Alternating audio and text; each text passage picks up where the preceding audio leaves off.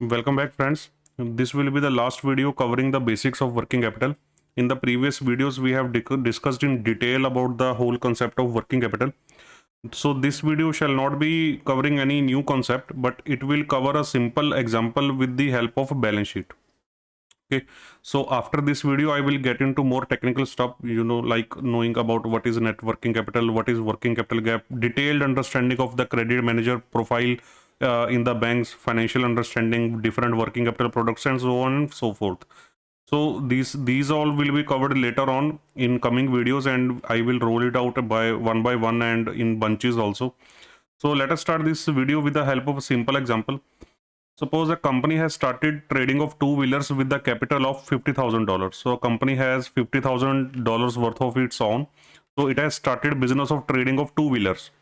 So out of those $50,000, the company has bought land of $20,000 and has also constructed building of with another $20,000. So out of these $50,000, the company has used up around $40,000 for purchasing land and for constructing building, and the balance $10,000 should be left in the bank account of the company. So if we prepare the balance sheet of the company as on date, the balance sheet represents it is the statement of assets and liabilities. It is also called statement of assets and liabilities. So if we prepare the balance sheet as of now, on the liability side, the company has capital of $50,000, and on the asset side, company has land of $20,000, building of $20,000, and bank balance of $10,000. Assets represents the investments of the business, or we can also call it usage of funds. It represents where the funds of the business are used. Liability side represent the sources of the funds. From where these funds were taken or sourced. Asset side, where the sourced funds were used. Okay, so this is the present position of the balance sheet of the company. Now we will discuss about the business model. Please see it carefully. Now the company enters into an agreement with Bajaj Auto. Bajaj Auto is a big brand supplying two-wheelers for supply of two-wheelers. Okay, the Bajaj Auto will supply 10,000 worth of two-wheelers at the beginning of each month. Bajaj Auto is a big company, and it has the company has entered into agreement with Bajaj Auto that it will buy $10,000 worth of two-wheeler at the beginning of each month. Every month, the company has to buy $10,000 worth of $10,000 worth of two-wheelers from the company. Okay, and Bajaj will take all the payments in advance itself. Bajaj will not be allowing any credit period to our company, to our borrower, but it will take all the payments in advance at the beginning of each month itself. Okay, now the company has hired staff to run its business more effectively and efficiently. The company needs salesmen, administration staff, accountants, CFO, and many other staff members. So the company hired staff, and the monthly salary expenses are $2,000. $2,000 per month salary is payable to all the staff members. It is to be paid at the end of each month. The company has to incur $2,000 at the end of each month for the payment of salary. Okay, so the other business running expenses like electricity, more administration expenses are around $1,000 per month. In addition to $2,000 for salary, the company has to incur $1,000 per month payable at the end of each month. Company has to pay $1,000 per month at the end of each month for administration expenses, for daily running expenses of the business. It will cover electricity, tea, snacks, refreshment expenses, maybe advertisement expenses as well. So these are $1,000 per month. Okay, it takes around 30 days to sell the monthly supply. If the company is buying $10,000 worth of goods from Bajaj on 1st of every month, then it takes around 30 days for the company to sell the whole supply. Okay, and another 30 days to recover the payments from the customers. Okay, if the company has sell the goods today and it will recover its payment after 30 days from its customers. Okay, so goods, and last point, goods of $10,000, $10,000 worth of goods are sold for $13,000 by the company. So the company earns profit of $3,000 per lot, of $10,000. Okay, so if the company is earning gross profit of $3,000 on every lot every month, so because the company is buying $10,000 worth of lot every month, so it is earning $3,000 worth of profit. So it is also incurring $3,000 worth of expenses as well. So the expenses of $3,000 are also incurred every month. So the net profit in our example is nil.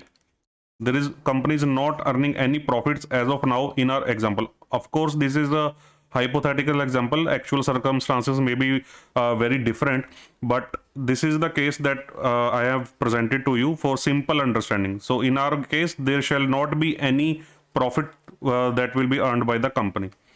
Okay, so all of these points we will try to put it in a timeline. So I have drawn down a timeline of around 120 days here. So on day one, the company buys two-wheelers of $10,000. On 30th day, at the end of the month or the beginning of the next month, you can say, the company sells all the two-wheelers that it had bought 30 days back, because as per the business model, company takes around 30 days to sell the monthly supply. So company sold the goods that it had bought 30 days back, and company has to make the monthly payment to the employees and other administration expenses. We had discussed about the $2,000 and $1,000 payment every month that company had to incur for running its business. And since the Bajaj has agreed with the company to supply $10,000 of worth of material every month, the company has to buy 10,000 worth of stock for next month also. So on day 30th, these all are the activities need to be done by the company. And when after 30 days, on 60th day, the company will recover its first payment, because we had discussed that the company will take 30 days to sell the goods and another 30 days to recover the payments. So the goods that were sold 60 days back, the company will recover its payment on 60th day. The goods that were sold here, bought here, and its payment shall be recovered here. So this period represent the stock holding days. This represent the stock holding days of 30 days. Company has to hold stock for 30 days. This represent debtors holding period. Debtors holding period of another 30 days. So total cycle is of 60 days. There is no creditors involved since all the payments are taken in advance by the Bajaj company. So there are no creditors. So the total operating cycle of the company is 60 days. It takes 60 days for the company to recover its first cash payment in our example. Okay. So on 60th day, the company shall recover its first payment. Okay. The company shall sell the previous stock that it had bought here. It will take 30 days to sell the stock. The company will sell the previous stock. The company will buy the new stock also, since the agreement with the Bajaj states that the company has to buy $10,000 worth of material every month, and the company has to make the salary and administration expenses payment also. So these all are activities that need to be done on 60th day, and the same shall keep on repeating itself on after every 30 days itself, provided that there is no change in business model or there no change in the agreement or market conditions. Okay. So let us prepare the balance sheet at different scenarios. On day one, when the company buys two-wheelers worth of $10,000, we already have this balance sheet with us. With the capital of $50,000, the company had land and building of $20,000 each, and cash and bank balance of $10,000. So the company had $10,000 in its pocket to buy the material. So on day one, when it bought the $10,000 worth of two-wheelers, the company did not require any additional funds from us. So the company had capital of $50,000, which it used to buy the 20,000 worth of land, 20,000 worth of $20,000 worth of building, and 10,000 worth of stock.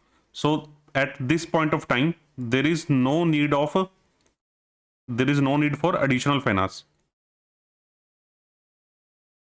It is only day one of the business. Now comes the 30th day. See it carefully. On 30th day, the company sell all the two-wheelers. Company sells all the two-wheelers that it had bought 30 days back. So this stock of $10,000 is sold by the 30th day, and we had discussed that the $10,000 worth of goods are sold for $13,000. So company will need to recover $13,000 from its customers. Therefore, the debtors in this balance sheet, the stock of $10,000 will get replaced by debtors of $13,000. I have already discussed with you, the company is not earning any profit here, so you won't see any impact of a profit in this balance sheet. I have intentionally made this example with nil profit so as to make make it look more simpler. So debtors worth of $13,000 are there in the balance sheet now, since the company has sold the stock. Now the company has to make the monthly salary and administration expenses payment of $3,000, and company has to buy the new stock of $10,000 as well, as per the agreement with Bajaj. So it needs $13,000 to make the payment. It needs additional $13,000 to make the payment. So if we see here, company had only $50,000 with itself. Company had only $50,000, but the requirement of the company states that the company needs $13,000 more. How?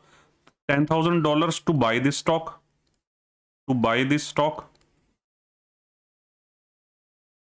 And $3,000 that are added up in the debtors, it represents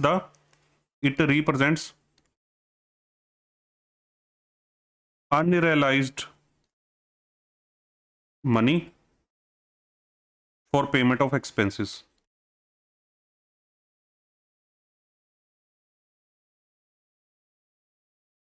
Unrealized money for the payment of expenses, 3,000 worth. Since if you make the income statement here at this point of time, if you make the income statement, you will mention here by sales. Company has done sales of $13,000. Purchase. Company did purchase of $10,000. So company made expenses of $3,000. Total is $13,000. There is no profit, no loss. The expenses that are booked here in income statement has to be paid.